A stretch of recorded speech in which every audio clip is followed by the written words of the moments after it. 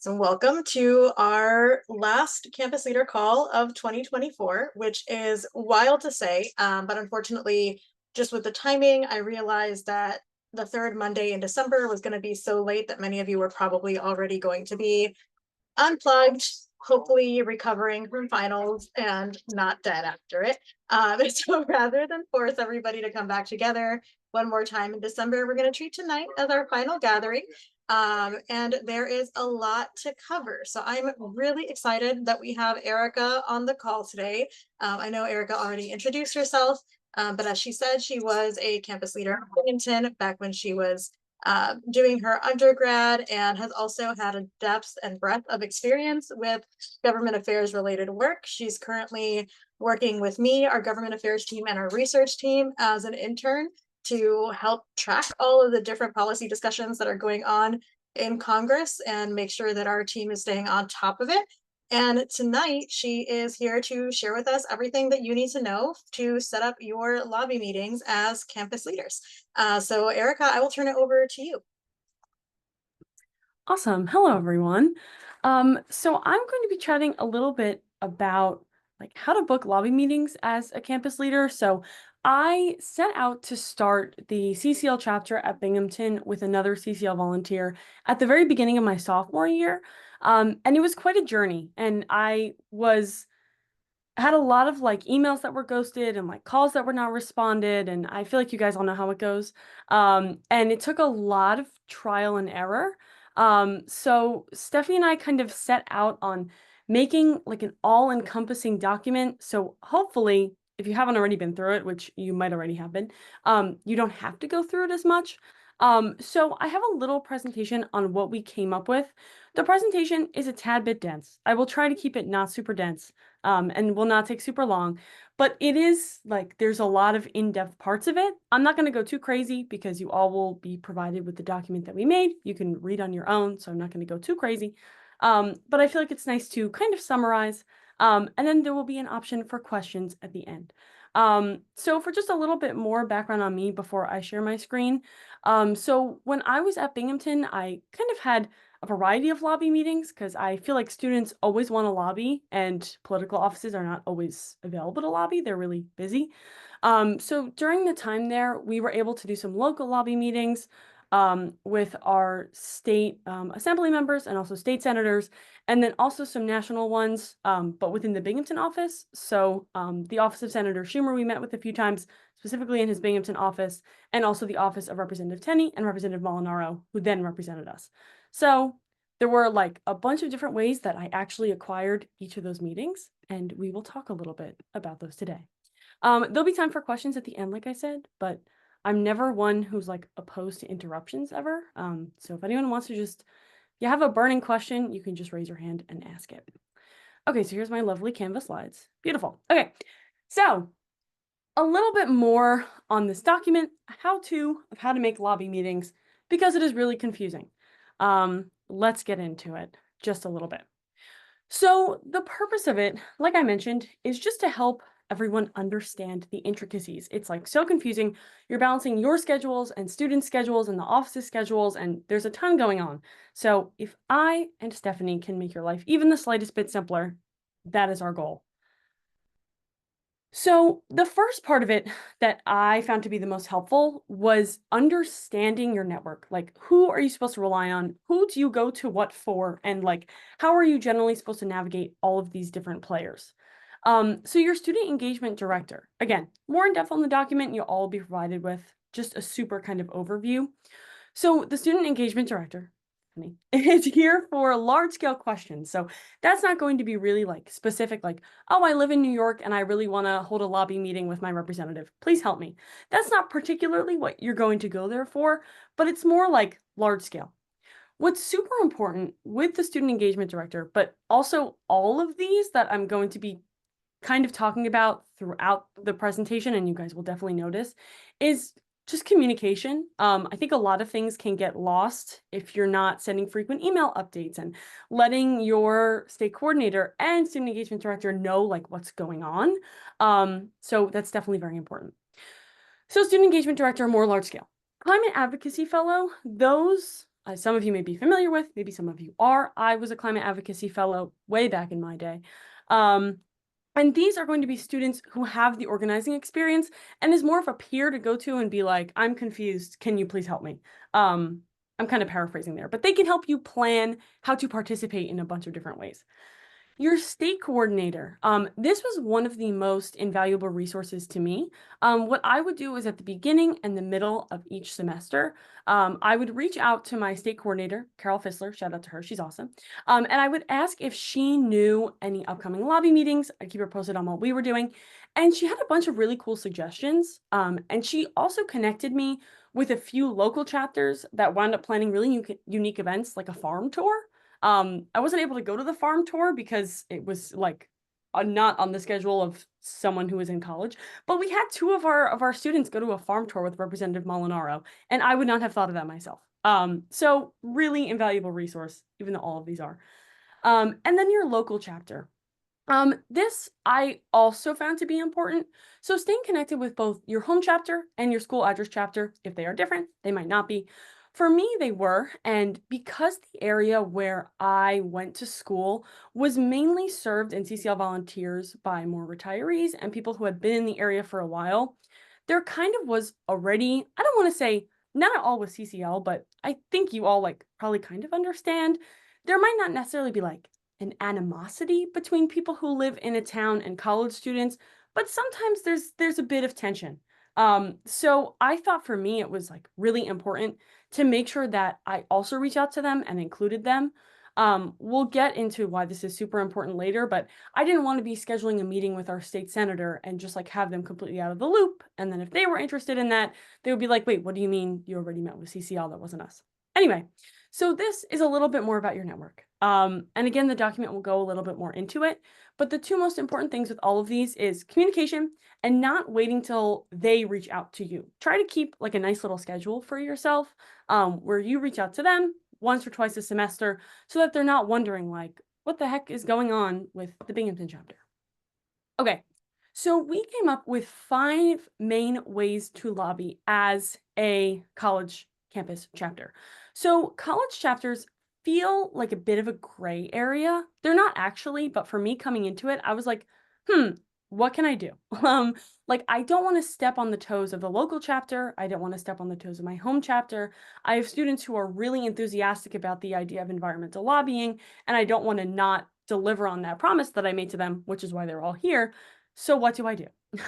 So we came up with 5 options of ways that you can make sure that your students are lobbying if they want to, providing opportunities to them, but that you're making sure that you're not double booking any representative because, as you all know, CCL is super specific with their liaisons reaching out to offices because we don't want to have like 15 people reaching out to one person. They get pretty sick of us pretty quick. So the first option is one of the easiest for you all, which is reconnecting student members with their home chapters. So sometimes students might just be hearing about CCL through your work, and they might want to get really, really involved. And if they do, this is great for them. So all you have to do to help them is to sign them up for CCL Community. If you know the person who is like the head of that chapter, you can connect them. If you don't, you can reach out and really go the extra mile, but you also don't have to because students will be invited to those meetings in the district either way.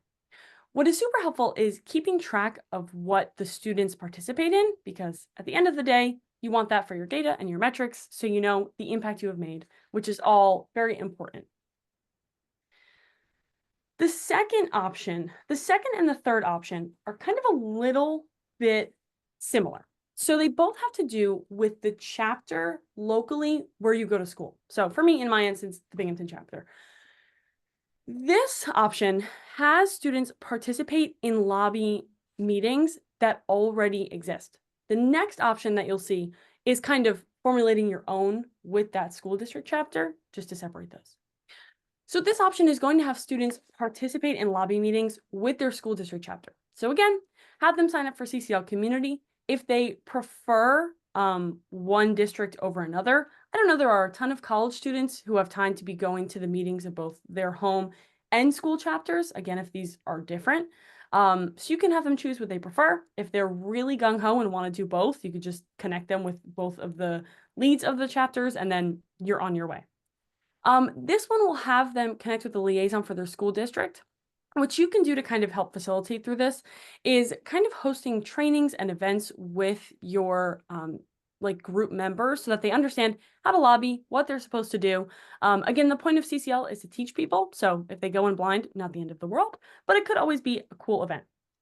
Something that is important to note with this, though, is that usually, again, local chapters have people who are already volunteering, and they might only have 1 or 2 spots open for students because you can only have so many people in a lobby meeting. So what you want to do is try to be the person that's making the sign-up sheet for this if you're noticing that a ton of students are interested. So you're not flooding your local chapter, and it could be helpful for you to be the mediator that way. Again, super helpful with this is just communicating with the chapter lead of your local district area so that you know what they need. Do they need 2 students, 3, 1? And you can kind of help with that. And then also advertise it without having to do the work of booking the lobby meeting, which is fantastic. This is a great option. This next one is what I was talking about, where we're instead of kind of joining in on pre-existing lobby meetings, we're creating a new one, but with our school district chapter. So some members of Congress don't like to answer CCL volunteers or kind of anyone. And in this route, you can reach out to the liaison of your local chapter and kind of see if they would be interested in using, like having a group of passionate and energetic students to try to meet with the member of Congress or the elected official. This could be super helpful because young people are a really energizing and uniting force, and you can reach out to them and they can help you plan it so you're not flying blind here. This is also a great option. Option 4, we're almost done. Option 4 is reaching out to your local elected officials. So I myself, like as maybe serving as a liaison of the Binghamton chapter, I'm not going to be reaching out to Senator Chuck Schumer because there are CCL people that are already doing that. What I can do is research really local representatives that the local chapters or CCL National might be missing simply because we don't have enough people to be reaching out to every assembly member. So we want to kind of research local representatives because this could be your state assembly member, your state senator. This could be like your town board, your town council. Like these are super, super important local policymakers that can be overlooked. Again, if you're doing this though, super important to be communicating with your local chapter, with your state coordinator, so everyone knows who is where and what's going on. These might be a little less policy focused because you're not going in asking for the Forest Act, just because you might not have like the same availability of really in-depth policy analysis, but they're still super important. And especially if there's kind of like more niche local environmental issues to you. I know we did ours on EV chargers. This is a super cool route. Okay, our last option.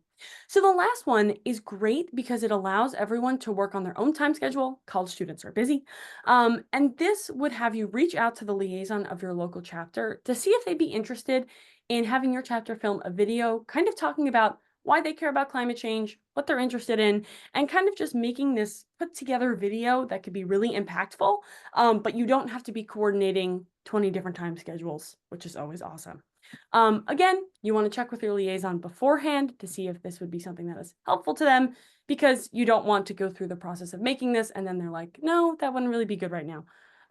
So again, communication, super important.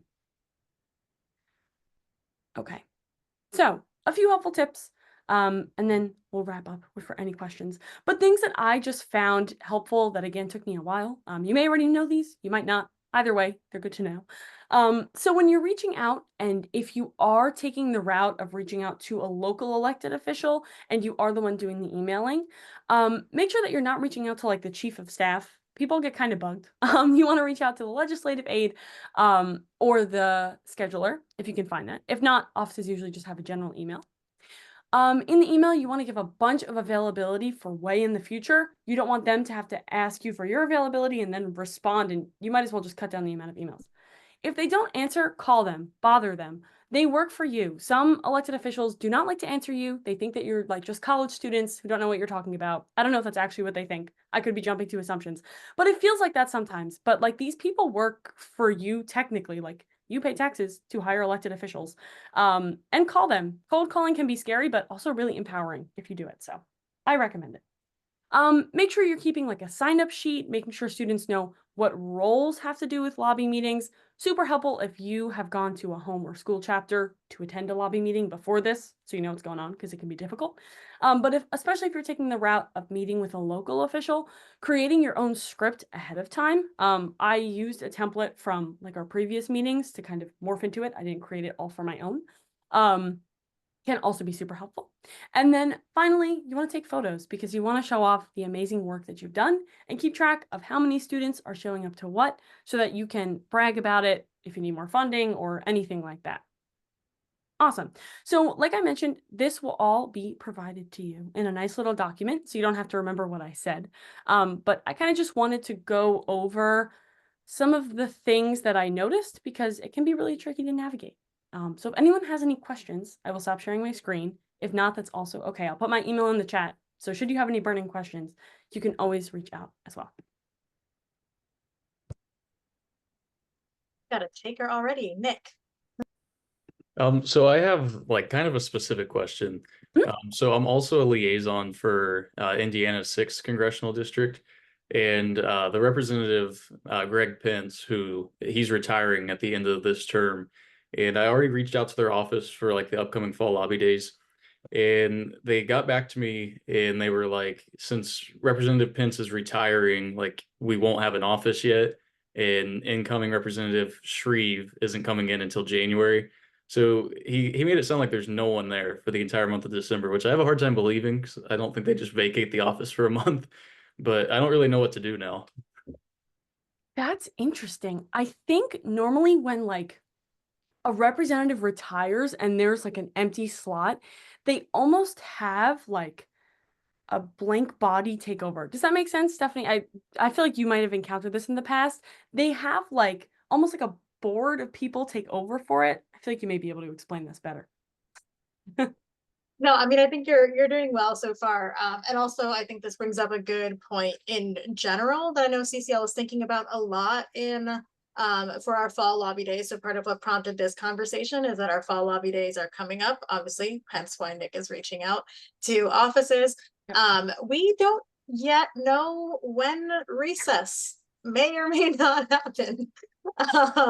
So there's a lot of like what ifs, but I do agree with what Erica was saying. Generally speaking, there should be at least some group of people who are tasked with representing that district in the member's absence. It is possible, however, that if there's not like an existing longstanding or ongoing relationship with a given constituent group, that they may choose not to meet during this transition period because they don't really have a whole lot of authority to do much other than maybe take notes on the meeting and pass that along to whoever comes in next, who may decide to ignore or use that information.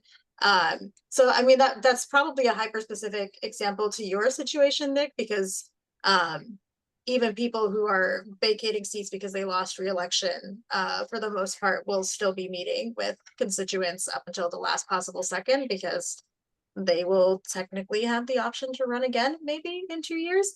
It might be different because your member retired specifically as opposed to losing their seat. Yeah, he made it sound like there's not a lot of like continuity between the two, which I find kind of odd because I mean they're both Republicans, so it's not like there's any like I mean there might be beef there. I don't know their relationship that well, but yeah, he was like just reach out to Shreve's office in January, and then I haven't heard back since. So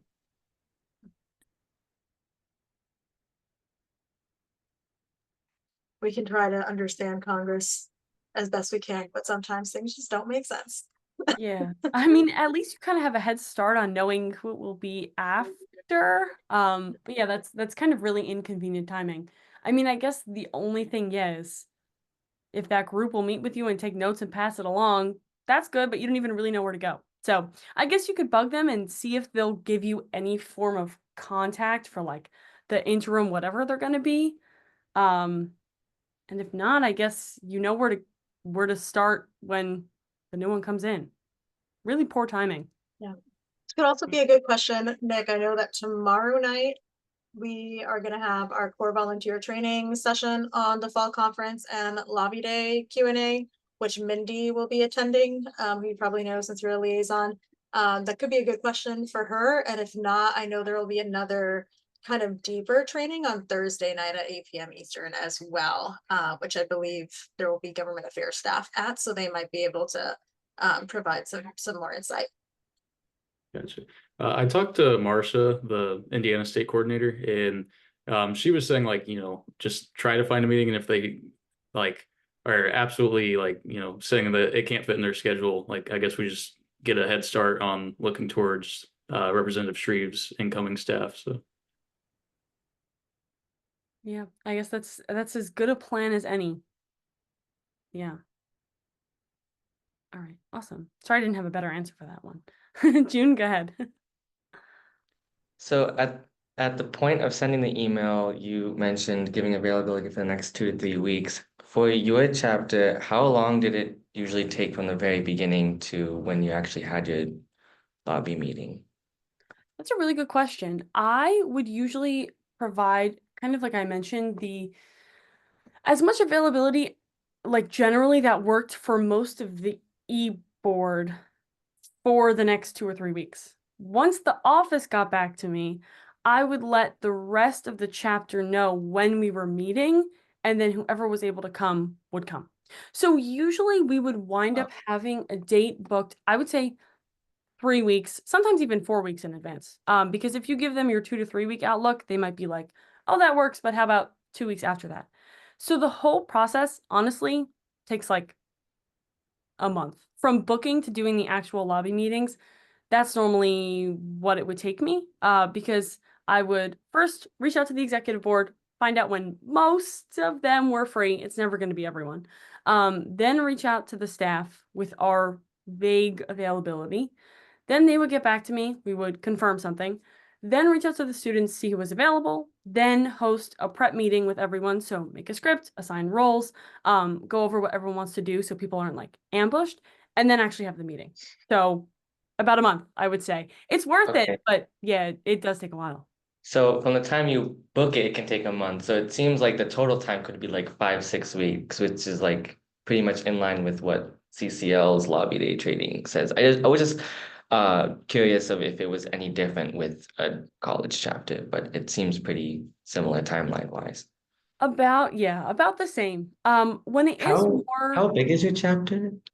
our chapter, it started small. It's like in the first year of Yeah. it, we had like 10 of us. And then, which is not small, but still a great amount of people. And then towards the end of it, we had more like 70, which was awesome. We did not have 70 people coming to every meeting. We had like 20. We just had like 70 people in our group meeting. I feel like that's how it goes. Yes. But we had like a pretty active group. I would do like a lot of like Google forms of, are you available to come to this meeting and what roles are you interested in? And then like I would go through and like assign people like note taker and stuff like that. Again, that's applying to the super local ones that you would be doing. The good thing with like state senators is that they are like a bit less busy. So if you are doing like super local work, you might be able to make that like 5 to 6 weeks, more like 3. Some of them like to book last minute because they're still busy, but they're not as busy. So if you like are trying to rush a meeting, look super local, I would say. Thank you. Thank you. Yeah, of course. Any other questions? It's okay if not. I just want to check. Okay, awesome. So I put my email in the chat. So if anyone has any questions on anything, feel free to let me know. I definitely don't know everything, but I feel like it takes like quite a bit to set up a bunch of lobby meetings, but it's really fun and it's like really worth it in the end. And if Stephanie hasn't already, she's going to share this document with you guys. So you will have it. And if you have any questions at literally any point, please feel free to reach out to me. Do you have time to answer one more? Yeah, I am free all night. Go ahead. Okay, general question, not lobbying. How I think several of my chapters that I'm mentoring are struggling with recruiting and maintaining students. So what I know your chapter is is a pretty successful one. What do you think was the most successful thing for your chapter that you were able to maintain a very active one? Oh my gosh, good question. That's like the age-old issue is like recruitment, especially as you go through the semester. Like you start off, you're like, oh my gosh, there's 50 people here. This is going to be the best semester ever. And then at the end of it, you're in a room with 5 people because everyone gets busy. Like it's always how it goes, but a few like tricks kind of work to get more people in. So I would say the number one thing that really helped me to like if you have I think if you have a good executive board, it can help you get more people because then you can do less of the work and they can help you do more recruiting. Something that helped for me was setting up like an internship program. College students love an internship, myself included. I still love an internship and I'm not a college student anymore. So if you put the word internship on something, you are going to get applications. So I opened up 3 internships in addition to our 4 executive board positions. So one was for like graphic design, so I didn't have to look at Canva for a second longer. One was for like climate advocacy updates. So we had one student who would like update the chapter on like climate news every meeting, which was good because then I didn't have to be doing this. And then I think they opened up another one recently after I graduated that I don't remember. Anyway, the point of the internships, you have people apply, you can select people that way, and then it usually will help funnel people into your executive board so you have less to do, and also a few more people at your meetings, which is awesome. In terms of getting a general body like really enthusiastic, I think like consistent meetings, but not too frequent. We would meet bi-weekly, because I didn't have like that much to talk about personally. So we would host a lot of meetings, but they would be bi-weekly, so that we weren't like kind of doing too much. Depends on your chapter, like obviously, completely up to you guys and your basis, but that was all people really wanted from us with their schedules. Um, we didn't have a budget for the first 2 years, which stunk. So we collaborated with a lot of other organizations and were super upfront that we had no money. And a lot of environmental organizations had crazy budgets, like $3,000 for the year. And they were like, we have money, we'd like to get rid of it. Let's do tote bag making or something. And we would talk about our work while we did tote bag making or succulent design or like clay magnet making, really fun events to get people in the door. And then you don't have to spend any of your own money, which you shouldn't be. You don't like you're reaching a new audience that might be interested. And you're also doing a really fun event that would get more people in the door. Yeah, I would say those are like my main tips. And also just being like super open. Like we had quite a few students after who would come and give us ideas and stuff.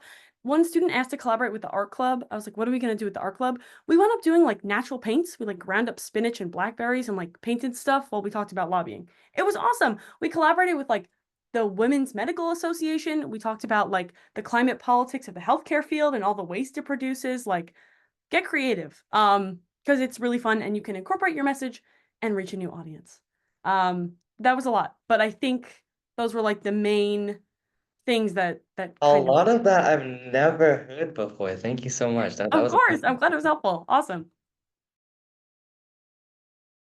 Okay. Oh, Perfect. thank you so much, Erica. That was very informative. And are you able to stick around, or should we take our group picture now so you can get back to your evening? I'm in no rush. I'm more than happy to stick around. Okay, fabulous. That way, if folks have more questions, you can feel free to pose questions to Erica in the chat, and we'll save our picture for a little bit later. The other thing I wanted to do, just to put kind of a quick bow on this segment of our call before we move on to some of our other topics, really what inspired the production of this document now is that we realized that our fall lobby days, because it is an election year, are likely to be coinciding with your finals week on campus or move home week, neither of which are ideal in a student schedule. So we wanted to put this resource together so you guys could think creatively about some other ways that you could engage your volunteers with meetings, or empower them to ask their liaisons, for example, to think about a different date that might not conflict with your final exam week so that as many of our students could participate. So you'll see that reference throughout the document, but this is also good guidance just overall that we hope that you'll continue to use. And that's why it's going to be linked in the Campus Leaders Manual, so you can use it forever and ever. I also wanted to highlight that Giovanna, who's not on the call tonight, but is our Southeast Climate Advocacy Fellow, Also put together a little lesson plan of some of the more important calls that you won't want to miss if you are planning to lobby with us this fall. It includes things like the climate advocate training, the primary ask training that I linked in the chat. That's the one that's happening on Thursday night. So please do check that out and use that as a resource as you're preparing your volunteers to hopefully participate in our fall lobby days. And in case you are wondering, what are those dates? Because I didn't mention them. Those are the fall lobby week is going to be the week of December 9th. These are all virtual meetings, but just keep that in mind in case that happens to be your final exam week, and you may want to start planning right away to figure out some alternatives. All right, so I'm going to go ahead and share my screen and walk us through our action sheet for the month. It is linked in the call agenda, which I've already put in the chat, but I'll go ahead and also put the action sheet in here so you can reference it as we go if you prefer to follow along that way. That didn't quite work how I expected. Sorry about that. All right, so as always, we've got some information you can share with your volunteers. We've got some great post-election resources out of the Resilience Hub that I strongly encourage you all to check out and consider sharing with your students. Of course, reminders about the registration being open for the virtual conference, as well as for lobby week. And yeah, we'll kind of skip past this. As always, we have a sample meeting agenda for you to consider. And let's go ahead and get to the fun part, the specific actions that we are encouraging you to think about for your final meetings of the semester. You might have 2 more meetings, you might have 4 more meetings. I know every chapter kind of has its own meeting rhythm. So feel free to adapt and use as many or as few of these as you have time for. But of course, right up at the top of the list is preparing your chapter members to participate in fall lobby days. You've just had a great crash course in this first action that you can take at your meeting, this making a plan, choosing which of those 5 options your campus chapter wants to pursue, and giving people in your chapter an opportunity to start working towards that. So for example, if you decide that you want everybody to reconnect with their home chapter as opposed to the chapter that is closest to campus, this could be a good time to help them identify who that home chapter contact is and start reaching out. You could have a mock lobby meeting. This will, of course, require a little bit more practice and training on your part, but I know many of you have lobbied before, and maybe this is a more feasible thing you can do on kind of a shortened schedule. Of course, please do review our lobby day primary ask. That's what Ben is going to cover on Thursday night's session. But yes, anyone who will be joining a lobby team has to watch the recording. It's still going to be useful for anybody who just wants to learn what CCL is up to, though. So you can create some space for that, or choose any of the trainings on that lesson plan that Giovanna put together. All right, the second action. You can register and plan a watch party for the fall virtual conference. Again, recognizing that this is around finals week, so take this with a grain of salt if it doesn't work for your campus. But please do still have all of your students register for the conference. Super quick thing that they can do, and at least they'll get a reminder once the recordings are all posted after the conference too, if they can't make it live.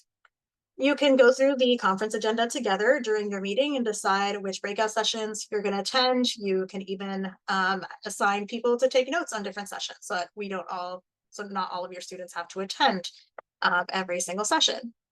If you are still going to be on campus, even if it's like the weekend before final exam week, it might be a good kind of de-stress and decompress activity if you want to host an end of semester potluck and tune into some of the sessions. And just remember that anybody who's planning to lobby has to do the climate advocate training on Saturday morning if they haven't already. All right, and then of course, super important since it is the end of the semester is to celebrate and start planning for the spring. You can have some fun with this with some chapter superlative awards. You can create and share a highlight reel of some of your best moments this semester, or just funny faces you keep capturing on camera as you take candids of your chapter meetings. There are no rules, just make it fun and light and a space for people to celebrate and reflect on everything you accomplished. You can also just spend some time brainstorming about what you'd like to do in the spring semester. I really like tactile brainstorming activities, so I'm a big supporter of sticky notes, but there are also other tools that you can use that are more digital, or you can just go old school and take notes on a conversation. And of course, you can just host a party. It doesn't have to have an agenda. It's perfectly okay to just hang out every now and then, especially at the end of the semester. Bonus points if you can like do it in somebody's apartment who also happens to have a puppy. Like, be creative. As we already heard from Erica, there are no rules. Just be safe and have fun. And then lastly, as always, we do have our ongoing participation in the carbon fee and dividend movement. The activities stay pretty consistent throughout, but this is a good, easy thing that you could do with your chapter members. And maybe you can make some signs before everybody heads home for the holidays, and they can plaster those signs somewhere else in their communities, not just on your campus. So lots of ideas in there. Feel free to pick out whatever sounds interesting or aligned with your chapter's goals, and have some fun with these final meetings of the semester. All right, I want us to spend a few minutes getting started on some wrap-up activities. So there are a couple of options here.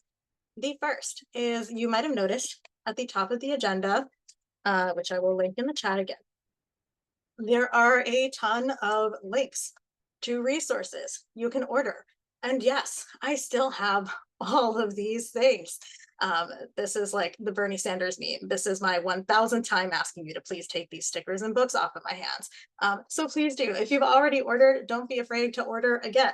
I've got plenty of CFD movement stickers, book campaign stickers, and the Littlest Climate book copies. So please fill out those forms and request anything and everything that you might want. Alternatively, you can also spend the next few minutes working on this end of semester checklist, which hopefully you all have seen in the Campus Leaders Manual, but if not, I've just posted it into the chat here. And as you'll see, it's a spreadsheet. You can just add your name, the name of the university, and it has some helpful reminders of things that you need to do before the end of the semester. So please go ahead, and we'll just take a few minutes to do that right now. And yeah, so pick whether you're ordering resources or starting to fill out this spreadsheet. You should all have added access to the spreadsheet. Let me know if that's not working for any reason. And we'll do that until about 10 till. So 3 minutes, move fast.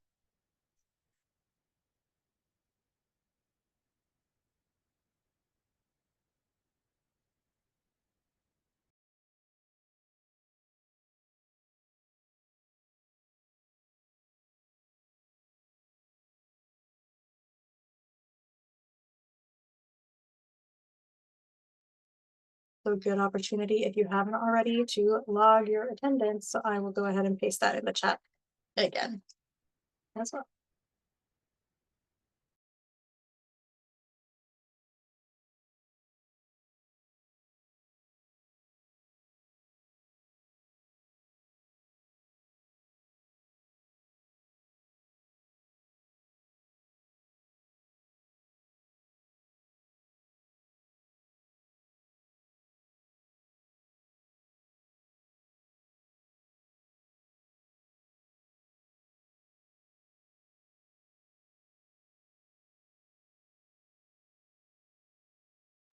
Yes, your fellows are trying very hard to reach you.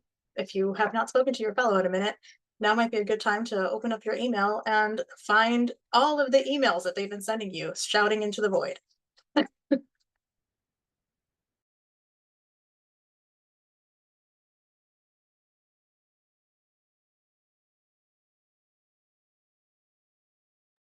if you complete any of the tasks on the spreadsheet, feel free to go ahead and get that dopamine boost by checking that off. I know that makes me very happy to do that with a checklist. Hopefully your brain is wired that way too.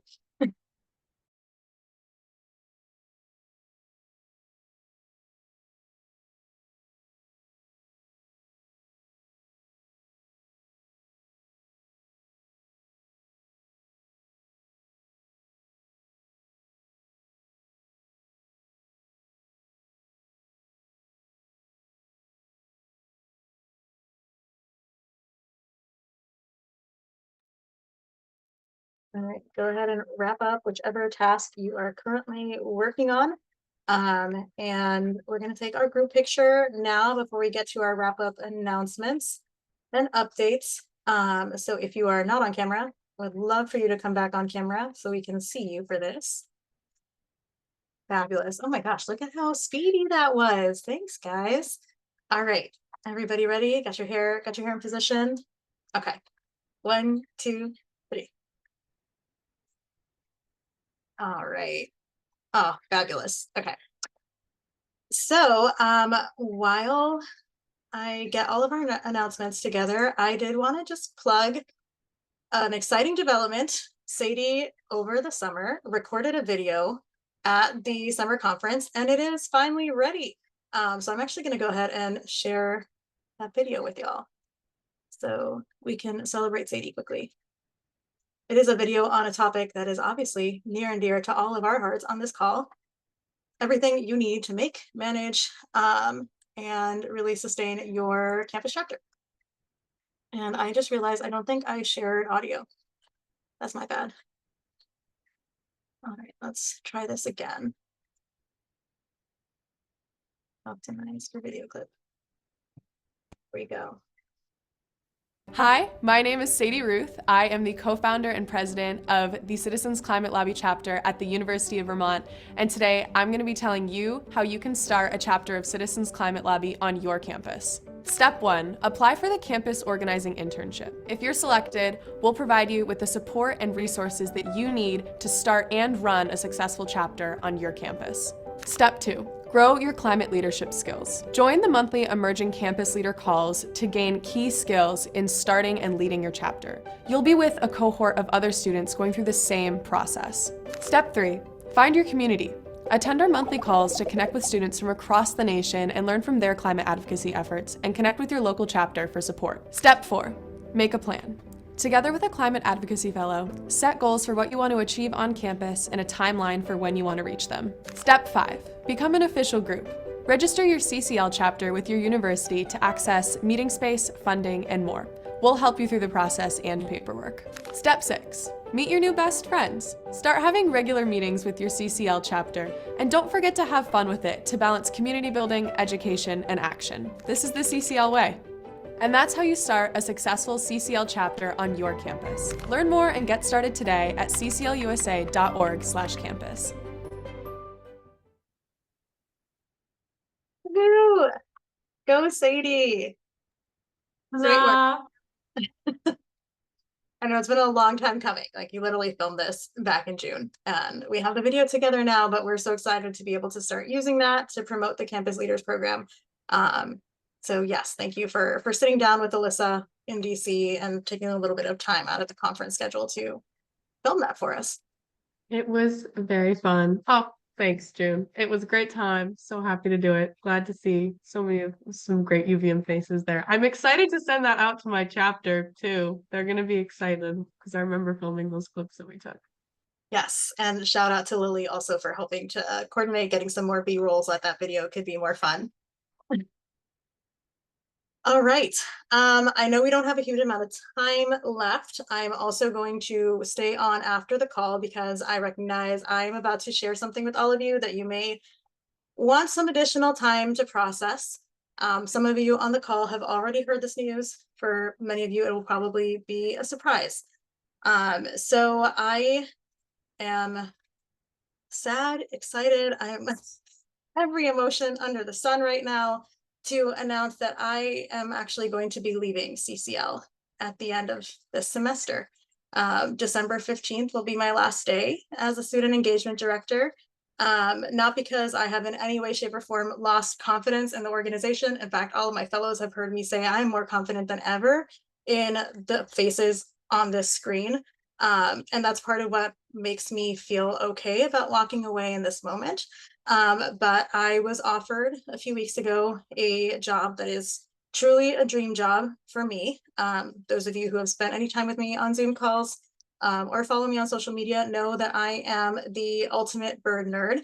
And I got offered a job with Zoo Miami to be their first ever avian programs manager. So I will be coordinating all of their research and conservation work, with birds in South Florida and with our partners around the world. It was very unexpected to have that position pop up in the first place. So it just felt like I needed to apply, and it was even more unexpected when they selected me, having not had a bird job formally in my professional career, but I'm just so excited to get started. That said, I recognize that there is a lot of uncertainty anytime there are transitions. And I thank you all so much for the love in the chat. It's very sweet. It's very bittersweet right now to have to say goodbye, especially to the folks on this call, because we've gotten to work closely together. I've gotten to watch you grow over the last year, and in some cases, for some of you, the last several years. And I've come to think of you as collaborators and partners and allies in this work. So I will definitely miss getting to see you all on a regular basis. That said, I'm not disappearing off of the face of the earth, and I will still be involved as a CCL volunteer, and definitely will be wanting to keep in touch and hear about all of your updates. So I'm going to put my personal contact information in the chat so that you all can check in with me after December 15th. But the main thing I really want to make sure that all of you know is that my #1 priority in this transition is making sure that you all have the support and resources and tools that you need to navigate the changes ahead. I don't know exactly what the timeline is going to be for somebody to replace me in this role, but I know somebody will be replacing me, which is good. We have a guarantee that this position will be reopened in some way, shape, or form. So you will have somebody that you'll be working with in the spring semester, but it's seeming pretty likely that they will not be available to start working with you right as classes start in January. So there might be a little period through January, February, maybe even into early March, where you'll see other staffers popping on here. And also you'll be seeing fellows and your fellow campus leaders, hopefully, stepping up a little bit more to help host these meetings, plan these meetings, all that kind of stuff. Truly, while I take up a lot of space at these meetings and speak and put together agendas, the work is done by all of you. So I want you to all feel like none of that is going to change, right? I'm just not going to be the person behind the curtain putting together a Google Doc, but you all are more than capable of doing that yourselves. The really important part is keeping this space going and connecting with each other and sharing your brilliant ideas. So I hope you will all lean into that and lean into your community a little bit more in the months ahead. And I also really hope you will all keep in touch, because I'm going to miss you all.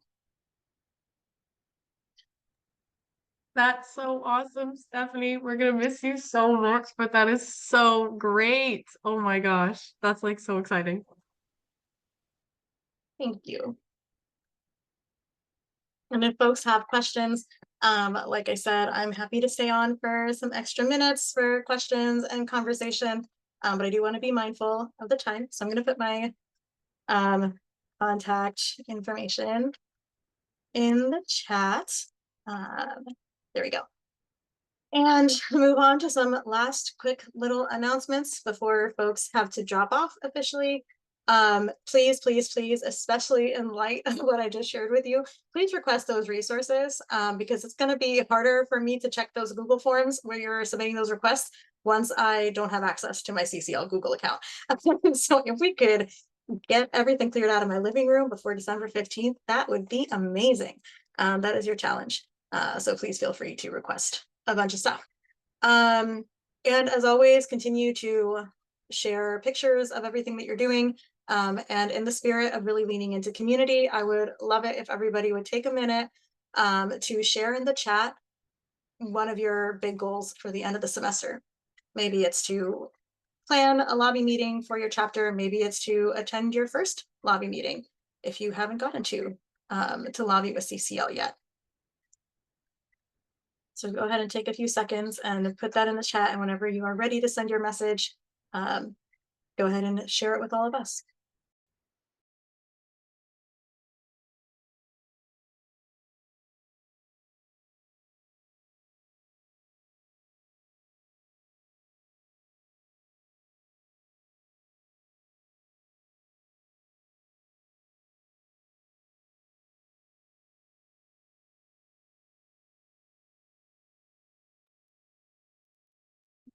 Nice. Love reading these. We've got some lobby meetings as a goal. Starting a chapter, Emily and I have full confidence that you all will definitely do that. And I'm stoked for you to attend your first lobby meeting. Sadie, have you told us where you're going to study abroad? I'm going to Milan in Italy. Ooh. And I'm very excited. Oh, that's awesome. And I'm sure your team is amazing. I'm sure they're going to do a great job taking over. I'm very excited for them. Some of them in the video will be our president treasurer next year. So very excited. Nice. Very nice. Lauren, congratulations on graduating. Thank you. Very, very exciting time, and also can be a scary time for a chapter, but I'm sure you have everything you need and the great people around you to transition. Tim, I would love to see that LTE. Be sure to share it on the Slack if you get it published. Yes, fabulous. Having more routine events in the spring semester. I know that's going to be a big topic of those first few calls of the new year. So don't want to miss any of those. All of my fellows, yay. Meeting with campus chapter leaders. Yes. Please do meet with your fellows, give them your updates for the end of the semester. I know they would love to hear them because they're working on reports right now. So please do reach out to them and share with them all the amazing things that you're doing. All right, well, thank you all for joining our last campus leader call of 2024, my last campus leader call. We will definitely be seeing each other in some other capacities, but feel free anytime between now and December 15th, reach out with anything that you need. You know where to find me. And I'll make sure that I send all of that information about where to reach me after December 15th in case you ever need recommendation letters or anything like that. I'll be sure to send that out over email as well, so you can hold on to that and stay in touch. Have a great end of your semester in your final chapter meetings. I'm so excited to hear all about them. Thank you so much, Hi, Stephanie. Stephanie.